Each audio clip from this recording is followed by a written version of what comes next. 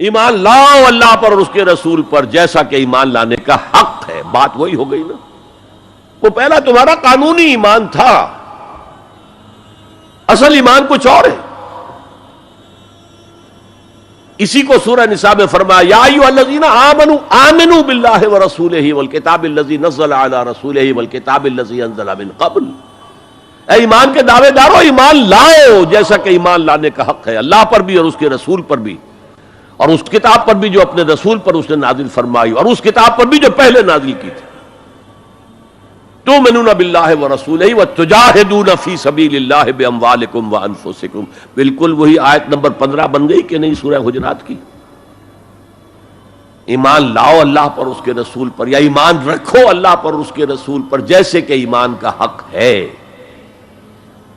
اور جہاد کرو اللہ کی راہ میں اپنی جانوں اور مالوں کے ساتھ. تؤمنون باللہ ورسولہ وتجاہدون فی سبیل اللہ باموالکم وانفسکم ذالکم خیر لکم ان کنتم تعلمون. یہی تمہارے حق میں بہتر ہے اگر تم سمجھو. اگرچہ بظاہر تو گھاٹے کا سودا ہے دنیاوی اعتبار سے. اللہ کی راہ میں جہاد کرنا جان کا اندیشہ ہے. قتال کے لیے نکلنا جان کا، جو اگر بچ کے آ گئے تو ایک نئی زندگی سمجھیے، ورنہ انسان میدان جنگ میں جاتا ہے تو جان ہتھیلی پر رکھ کر جاتا ہے. مال مانگا جا رہا ہے اللہ کی راہ میں، مال دے کر دنیا میں تو بہرحال دولت کی کمی کا احساس ہوتا ہے نا. اگرچہ تمہیں گھاٹے کا سودا نظر آتا ہے، حقیقت میں یہی نفع کا سودا ہے اگر تمہارے پاس علم حقیقی ہے. اب ان دو مقامات سے جو نتیجہ میں نے نکالا، there can be no ایمان without jihad فی سبیل اللہ. There can be no salvation on the day of judgment without jihad فی سبیل اللہ. کس قدر اہم ہے جہاد فی سبیل اللہ کو اب سمجھنا، اس کے تقاضوں کو جاننا، اس کی شرائط کا فہم حاصل کرنا. اس ضمن میں جو دنیا میں آج غلط فہمیاں پھیلی ہوئی ہیں اور زبردستی پھیلائی بھی جا رہی ہیں جان بوجھ کر، اس کا اصل سبب ہم خود ہیں. ہماری بہت بڑی غلطی ہوئی کہ ہم نے جہاد اور قتال کو ہم مانی قرار دے دیا. یہ بھی جوڑا وہی ہے، عام اور خاص. لیکن جہاد اور قتال یہ ہم مانی نہیں ہیں، سینونیمس نہیں ہیں. اسی لیے میں نے سورہ صفی کی آیت نمبر 4 بھی آپ کو سنائی. اب یہ اس اعتبار سے جہاد اور قتال فی سبیل اللہ پر قرآن مجید کی جامع ترین صورت ہے. کل 14 آیتیں، اس میں جہاد فی سبیل اللہ کا ذکر بھی ہے، یہ آیت نمبر 11 کے اندر، اور آیت نمبر 4 میں قتال فی سبیل اللہ کا حکم بھی ہے. ان اللہ یحب الذین یقاتلون فی صفا کانہم بنیان مرصوص. اللہ کو محبوب تو وہ بندے ہیں اس کے جو اس کی راہ میں جنگ کرتے ہیں صفیں باندھ کر، گویا کہ سیسا پلائی ہوئی دیوار ہے. قتال فی سبیل اللہ، جہاد فی سبیل اللہ، دو اصطلاحات ہیں، ان کا مفہوم بالکل ایک تو نہیں ہو سکتا. ہمارے ہاں ان دونوں کو مترادف قرار دے دیا. اس کے نتائج کیا نکلے؟ قتال ہر وقت تو ہوتا ہی نہیں، لہذا جہاد ثانوی شے ہو گیا، اس کی اہمیت ہی نہیں رہی. وہ جو بیک برنر کی جگہ ہوتی ہے وہاں رکھ دیا گیا.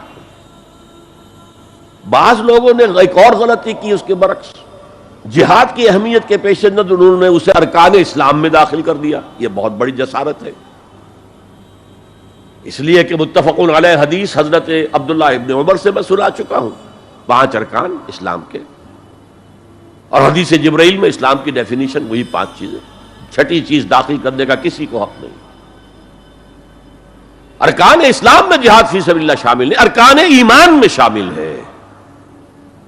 There can be no ایمان without جہاد فی سبیل اللہ, and there can be no salvation. نجات کا کوئی امکان نہیں ہے اگر جہاد فی سبیل اللہ نہیں. ہم نے مترادف بنا کر ایک طرف تو سیکنڈری حیثیت دے دی اس کو, اور اس سے ستم بالائے ستم مسلمان جنگ کرے وہ جہاد فی سبیل اللہ ہے. مسلمان بادشاہ ہے, زانی ہے, شرابی ہے, بدماش ہے, عیاش ہے, اور وہ صرف کسی اپنے پڑوسی غیر مسلم ملک پر حملہ کر رہا ہے تاکہ اس کی ریونیوز بڑھ جائیں, اس کی آمدنی بڑھ جائے, اس کی عیاشیوں کا میں اضافہ ہو جائے, وہ اور زیادہ بڑے محل بنائے. تو اس کی جنگ جہاد فی سبیل اللہ ہوگی. ہم نے بدنام کیا جہاد فی سبیل اللہ. اب غیر مسلم تو یہ سب کچھ دیکھتے ہیں. جہاد کسے کہتے ہیں؟ اسی کے اعتبار سے پھر مفہوم ان کے سامنے آتا. یہ مغالطہ ہم نے ڈالا، اس کے نتائج آج ہم بھگت رہے ہیں.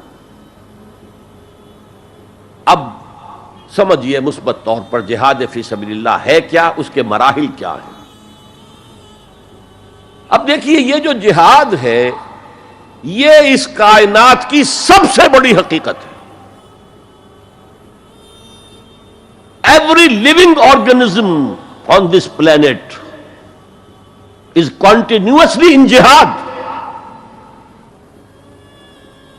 آپ خود کہتے ہیں struggle for existence.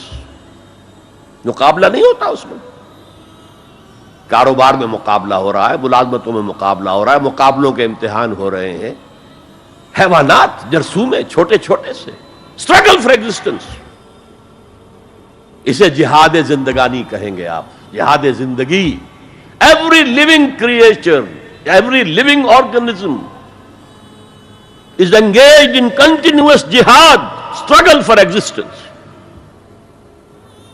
اس کو جہاد زندگانی کا لفظ دیا اقبال نے. یقین محکم عمل پہم محبت فاتح عالم، جہاد زندگانی میں ہے یہ مردوں کی شمشیریں. ایسا مسلمان بھی جب یہ کام کرتا ہے جہد للبقاء، اسٹرگل فار ایگزسٹنس، اگر وہ شریعت کے احکام کے مطابق کر رہا ہے تو یہ عبادت ہے.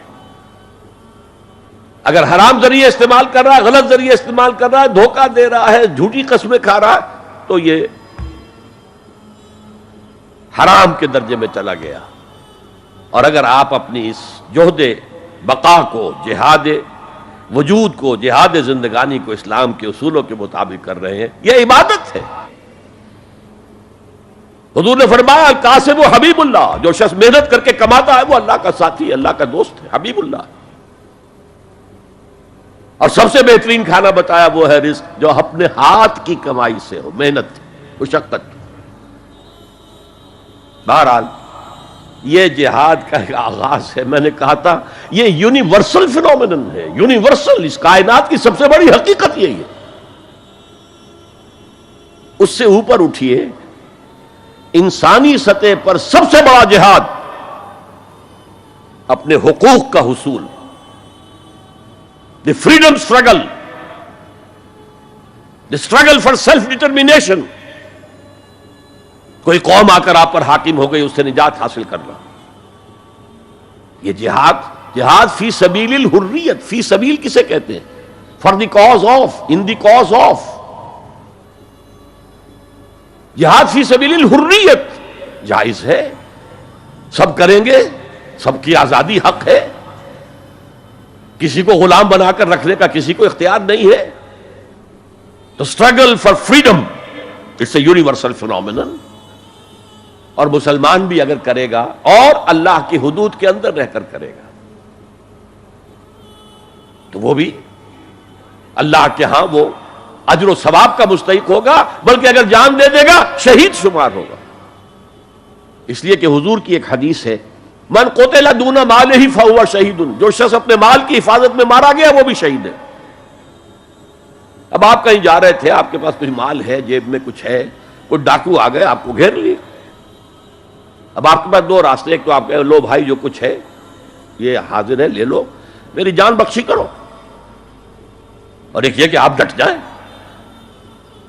اس ڈٹ جانے میں اگر جان چلی گئی تو آپ شہید ہیں. من قتل دون مالہ، تو مال سے تو 1000 گنا بڑی شے ہے حریت، فی سبیل الحریہ. لیکن ہم نے کیا غلطی کی؟ فریڈم سٹرگل کو بھی جہاد فی سبیل اللہ کہہ دیا. بہت بڑی غلطی، جس کا سب سے بڑا مظہر میں آپ کو بتاتا ہوں. یہ مڈ 50s کی بات ہے. میں اپنے MBA سے فارغ ہو کر منٹگومری میں، جو اب ساہیوال کہلاتا ہے، جا کر آباد ہو گیا تھا والدین کے پاس. الجزائر میں اس وقت فریڈم سٹرگل چل رہی تھی فرانس کے خلاف. تو اس کے لیے کچھ فنڈز حاصل کرنے کے لیے ایک وفد آیا پاکستان کے دورے پر. ایک تو کرنل صاحب تھے، کرنل عودہ، وہ تو داڑھی مونچھ صاف تھے جیسے ہوتے ہیں عام طور پر فوجی، لیکن ایک بہت بڑے عالم دین علامہ بشیر الابراہیمی الجزائری، بہت مشہور بہت بڑے عالم، وہ بھی ساتھ تھے۔ انہوں نے جو تقریر کی عربی میں، جہاد فی سبیل اللہ، جہاد فی سبیل اللہ، واقعہ یہ کہ وجد میں آ گیا پورا مجمع۔ وہ لوگ تو وجد میں نہیں آ سکے ہوں گے جنہوں نے ترجمہ جنہوں نے سنا ہے، لیکن میں عربی سے واقف تھا تو میں واقعتاً وجد میں آ گیا۔ قرآن کا بیان، حدیث کے بیان، جہاد فی سبیل اللہ کی اہمیت، جہاد فی سبیل اللہ کا مقام و مرتبہ۔ اچھا جو بھی ہو سکا، پیسے ہم نے جمع کیے، کمیٹی بنائی، تھیلی پیش کی۔ Now prepare for the shock۔ جب یہ جہاد کامیاب ہوا تو ایک سوشلسٹ ریاست قائم ہو گئی۔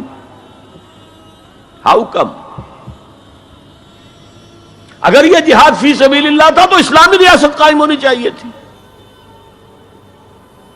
اگر درخت آم کا تھا تو اس میں نمولی کیسے لگ گئی؟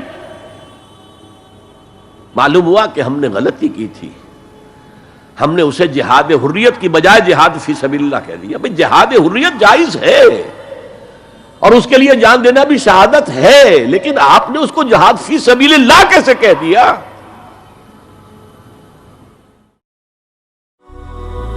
هي الحلقات تحفظني بآيات من القرآن، هي الحلقات تملأني بحب المصطفى العدنان۔